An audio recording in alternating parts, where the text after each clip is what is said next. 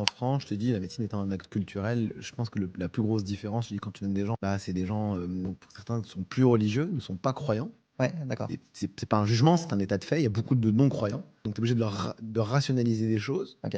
Et il faut trouver un rationnel, mais parfois, il faut trouver un rationnel des choses irrationnelles. En Algérie, effectivement, beaucoup de gens sont religieux et la dimension du mektoub, parfois un peu trop aussi. Effectivement, il y a cette grosse différence et il faut savoir parler au malade. Et pour savoir parler au malade, il faut connaître sa culture.